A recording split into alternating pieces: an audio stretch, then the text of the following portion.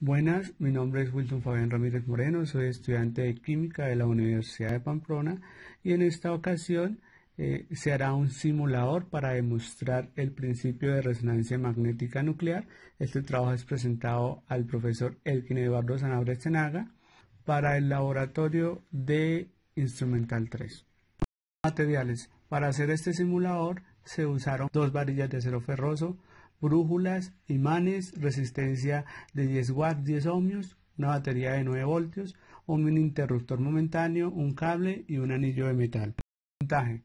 En primer lugar, para hacer el electroimán se tomó el alambre de cobre y se enrolló sobre las varillas de acero ferroso de tal manera de formar una bobina. Cuando se terminó con la primera varilla se continúa hacia la siguiente varilla como se muestra en los videos y se hace el mismo procedimiento de tal manera que una se enrolla en sentido horario y otra en sentido antihorario para así formar el electroimán.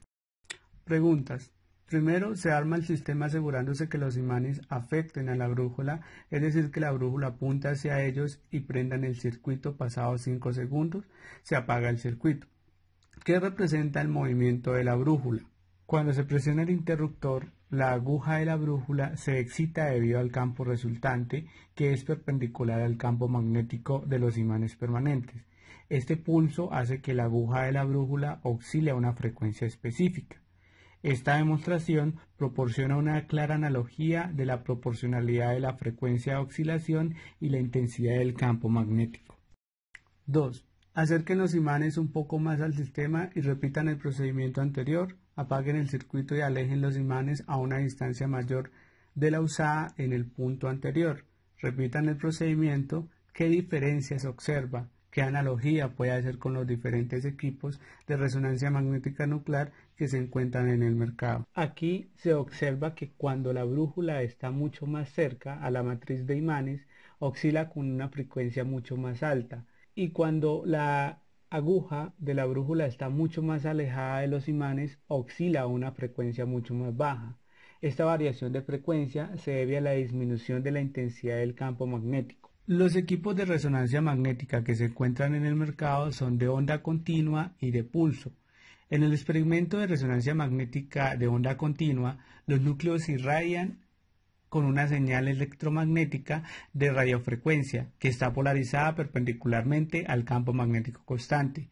Si la frecuencia de la señal es la misma que la frecuencia de la precesión nuclear, se produce una resonancia que promueve el núcleo a su estado excitado.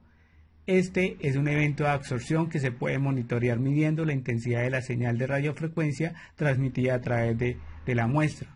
En cuanto a la resonancia magnética de pulso, los núcleos son excitados por un pulso de radiofrecuencia que está polarizado perpendicular al campo constante B. Esta excitación da como resultado una perturbación de la condición de equilibrio y hace que el dipolo magnético en precesión del núcleo gire en un plano perpendicular a la dirección del campo constante, con una frecuencia proporcional a la fuerza del campo magnético constante aplicado. En esencia, el experimento de resonancia magnética de pulso consiste en monitorear la colección de núcleos a medida que regresan al equilibrio después de esta perturbación. En la demostración de pulso, la aguja de la brújula es perturbada desde su posición de equilibrio por un campo magnético perpendicular al campo constante de los imanes permanentes creados al pulsar los electroimanes. Esta perturbación hace que la aguja comience a oscilar y la relación entre la frecuencia de oscilación de la aguja y la intensidad del campo magnético se ilustre mucho más fácilmente. Tercera pregunta. Regrese los imanes a su posición inicial, repita el paso 1 y luego ponga un vaso o aro metálico sobre la brújula. Encienda el circuito y retire el vaso a la vez que apaga el circuito. ¿Observa diferencias en la amplitud del movimiento de la brújula? Si es así, ¿qué analogía puede hacer con respecto a los tipos de ambientes magnéticos observados en un espectro de resonancia magnética nuclear? Al momento de retirar el anillo de metal se observaron diferencias en la amplitud del movimiento de la aguja. Por lo tanto, colocar el anillo de metal alrededor de la brújula reduce la magnitud del campo magnético alrededor de la misma cuando la brújula está excitada. lo que resultará en una frecuencia de oscilación mucho más baja. Esto es análogo a la reducción de la intensidad del campo alrededor del núcleo en el experimento de resonancia magnética nuclear, que resulta de la presencia de sustituyentes donantes de electrones y conduce a una frecuencia de resonancia mucho más baja. Este es desprotegido y se puede ilustrar cuando se quita el anillo alrededor de la brújula, lo que hace que aumente la frecuencia de oscilación.